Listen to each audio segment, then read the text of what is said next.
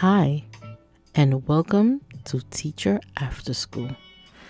I'm Ms.K, and this is not a staff meeting, it's not professional development, and it's definitely not another space where you have to show up polished, prepared, and put together. You don't need your teacher voice here. This is a space that exists after the bell rings, that moment when your classroom is quiet, the hallway lights are dim, your shoes are finally off, and your body realizes how much you gave today. Before we go any farther, I want to be clear about something. Teacher Afterschool is an anonymous podcast sharing personal experiences and opinions. Stories are generalized and do not represent any specific school, district, or individual. And today's episodes includes adult conversations and is intended for mature listeners. Now, let's continue. I'm really glad to be here with you today. And if you're listening on Valentine's Day or even after, it still counts. Because this episode, this is about us. The people behind the profession, the people who laugh loud, love hard, flirt, argue, make up, get turned on, and still show up the next day like nothing happened. Teacher Afterschool isn't about what happens in the building. It's about what happens after the bell rings. And today, we're talking Valentine's Day. What I'm doing with my man, what you could be doing with yours, what to do if you're single, and what to do if you're the only one who cares, or the other one is like, it's just another day. So get comfortable. This is a grown folk conversation. This podcast exists because teachers are just like you. Yes, just like you. I'll start by saying this. A lot of people think Valentine's Day is just about one thing, especially for women. There's this unspoken idea that sex is a gift. And I'm here to tell the females, cut the crap. Sex is not a present you can hand over like a coupon. And let's be real, most men aren't even lacking sex. What people are really lacking is thoughtfulness, effort, intention, and presence.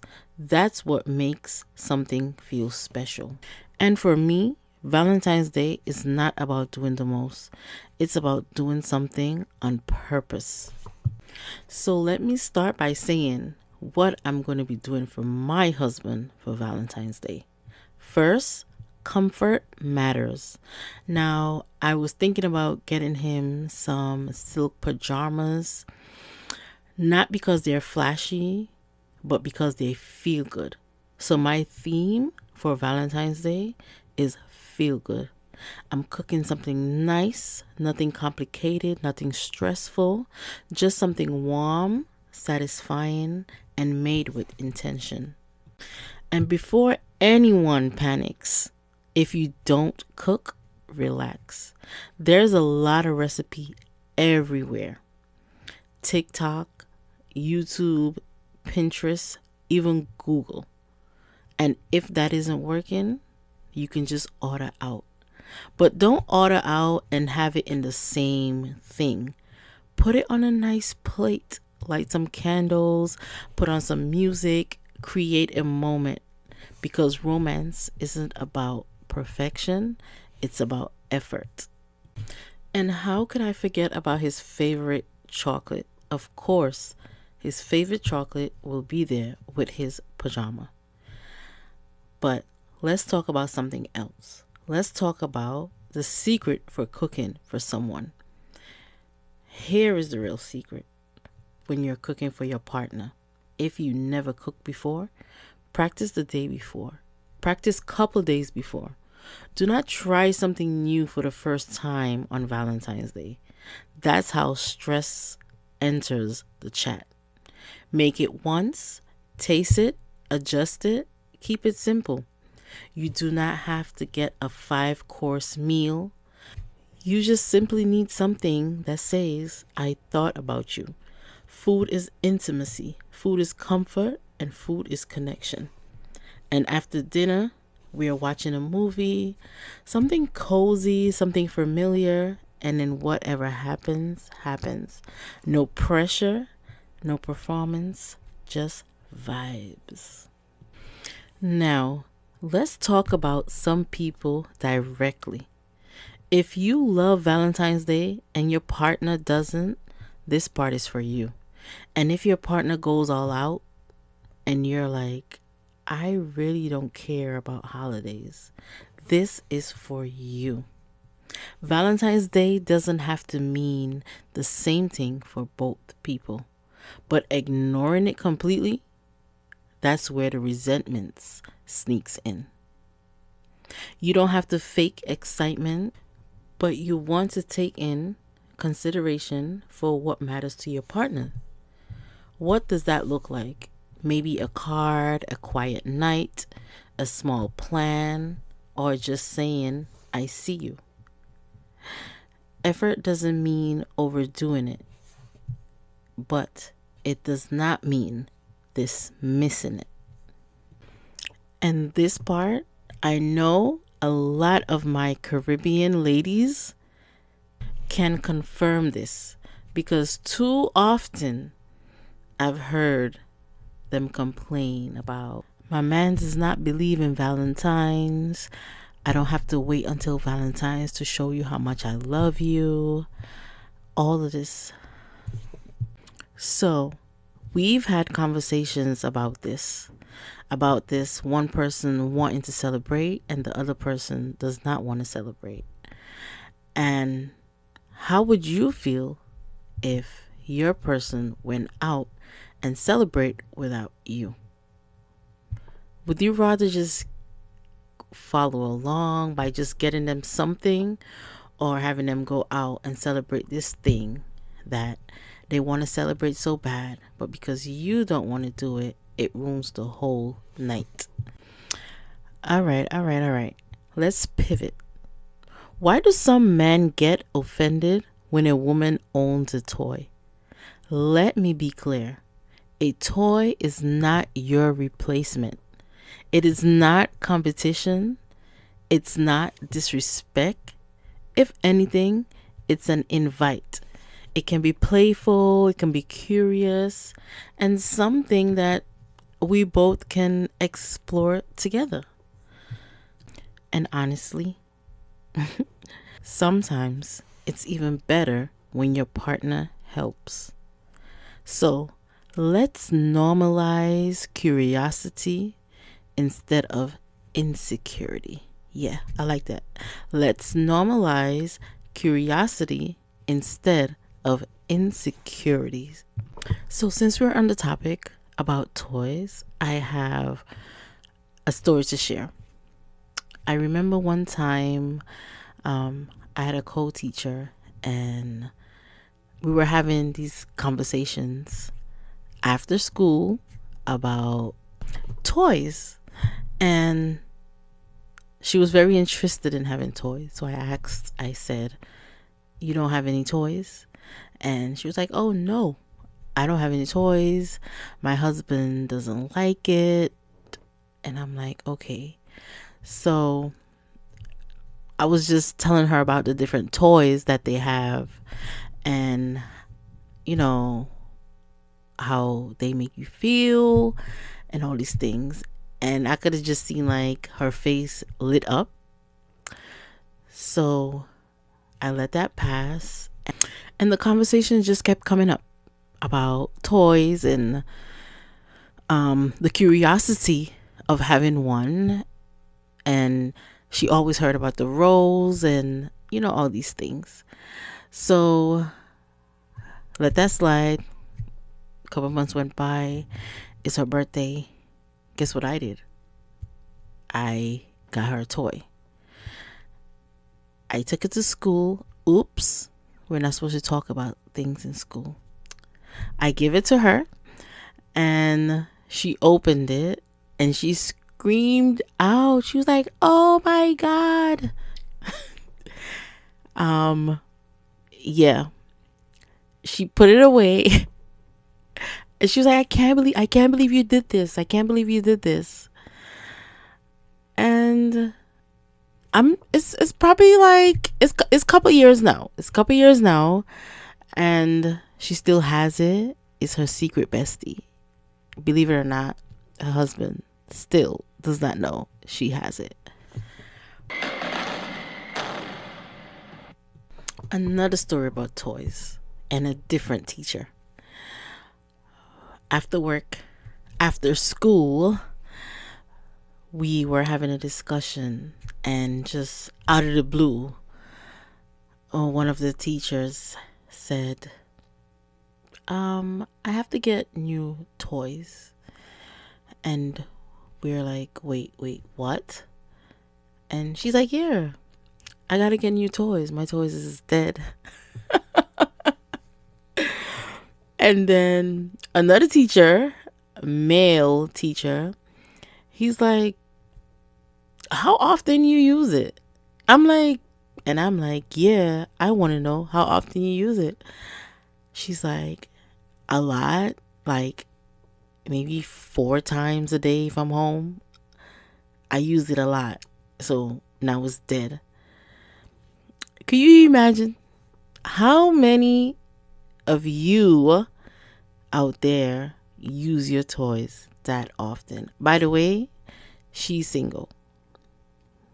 Just to put it out there. She's single. And then we start having conversations about where have you ever had sex before? What was the worst place that you ever had sex before? Some people were like, the movies, the bus stop. Believe it or not, church.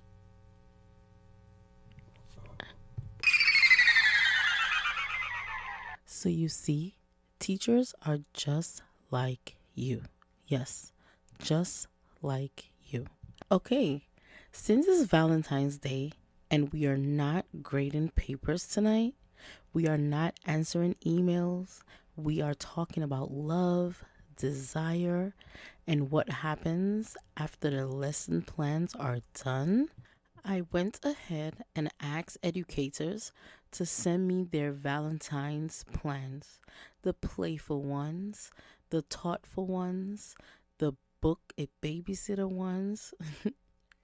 And let me just say, y'all understood the assignment. So let's open the inbox. Now, this first one, creative, strategic, slightly dangerous. Subject, extra credit after hours. Hi, Ms. K. I teach high school math, and my partner loves to joke that he's my favorite student. So for Valentine's Day, I'm leaning into it. Periodically, throughout the day, I will be sending flirty text messages while he's at work. I will also send him lunch with a note that says, eat now so you can focus on dessert when you come. I am also going to leave sticky notes around the house for him when he gets home. On the fridge, it will say pop quiz later. On the bathroom mirror, dress comfortably. Participation require. On the pillow, extra credit, opportunities available tonight. By the time he gets home, I'm sure he would be grinning like a teenager who just was about to get away with something.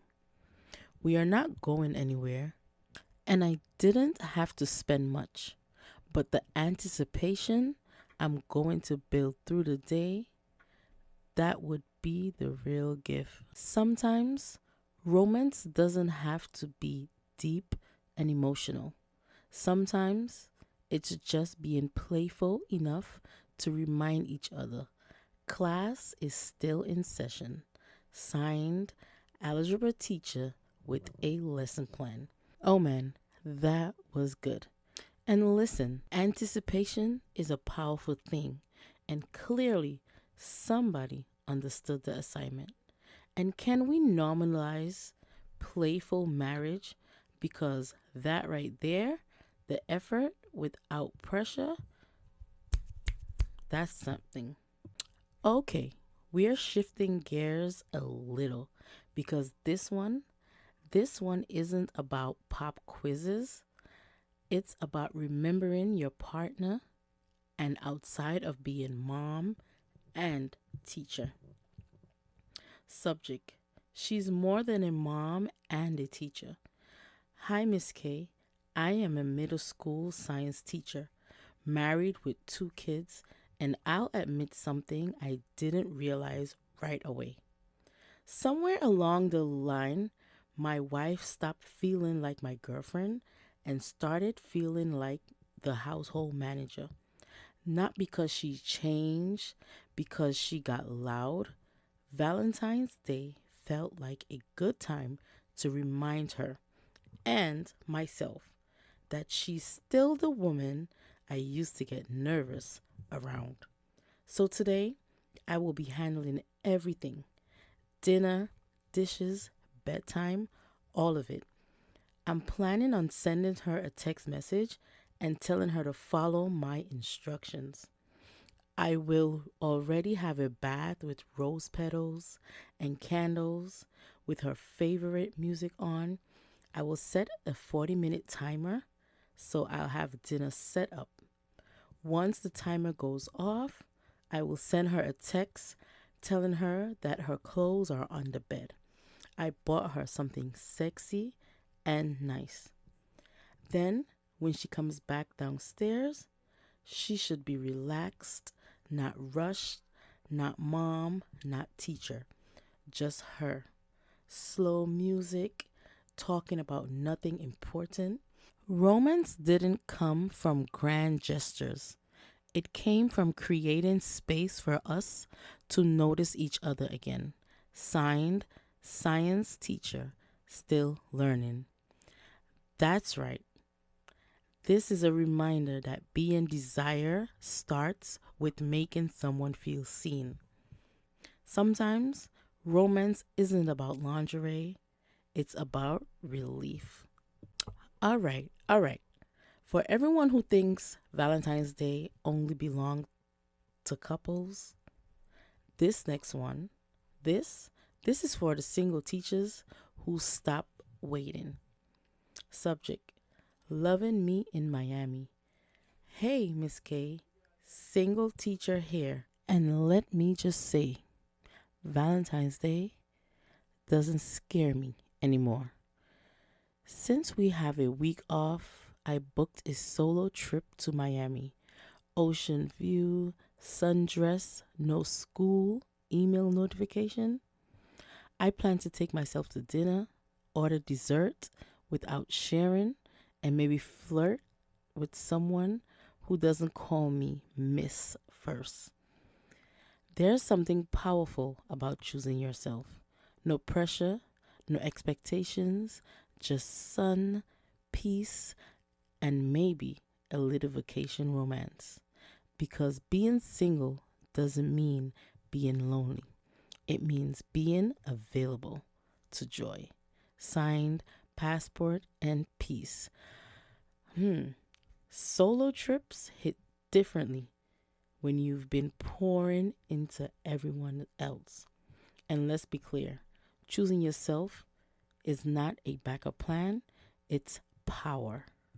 This will be our last email because honestly, I do not want to take up your time, too much of your time on Valentine's Day. Now, this one right here, nervous, hopeful, slightly sweating. New love and a week off? That's a dangerous combination. Subject: our first trip. Pray for me. Hi, Miss K. Okay, so I am a high school teacher, and this is the first Valentine's Day that I'm spending with someone new. And because we have the entire week off after, I might have gotten ambitious. I booked a cabin. Now, listen, this is our first trip together. That's a big deal. I've seen her dressed up for dinner. I've seen her in gym clothes, but I've never seen her in we're snowed in with nowhere to go mode. And honestly, I'm excited and slightly nervous. What if she finds out that I snore? What if I burn the food? What if we ran out of things to talk about? But at the same time, there's something kind of thrilling about an interrupted time. No rushing back to work. No, I have to leave early. No Sunday night pressure. Just slow mornings, shared blankets, seeing what we're like without distractions. I told her, I hope you're ready to actually relax. She laughed and said, are you? Fair question, because as a teacher, I am used to leading, explaining, directing. This will be different, just us figuring out each other. I won't lie, there's something attractive about discovering someone in that kind of quiet setting.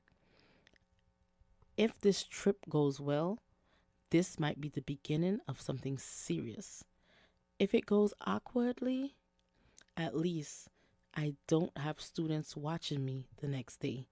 Either way, it's going to be something memorable. Signed, packed, and slightly sweating. New love and a week off, that's a dangerous combination indeed. Interrupted time will tell you everything you need to know. And that's the heart of Teacher Afterschool. We do not stop being humans when the bell rings. We just finally get to be ourselves. Something I love about all these emails is that none of them required perfection. No five-star reservations, no dramatic proposal, just intention, and maybe just a real lesson.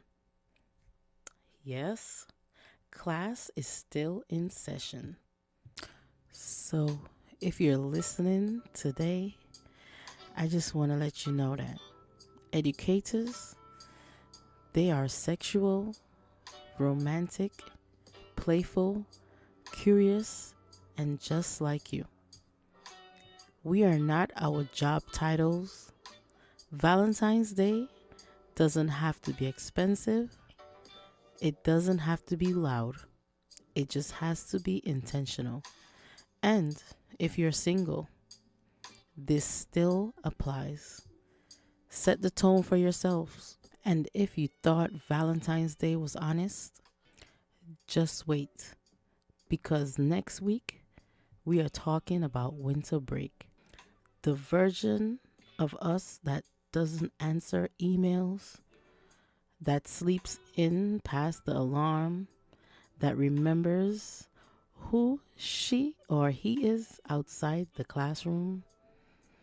We are talking soft resets, real rest, and what happens in our relationships when we finally have the energy to show up. So, if it felt a little too real, make sure you're subscribed. New episode drop every week because class may be over, but the real conversations, they're just started. So thank you for spending Valentine's Day with me. This is Teacher Afterschool, and after the bell rings, we are just like you. Yes, just like you. Have a wonderful morning and an even better night. Thank you.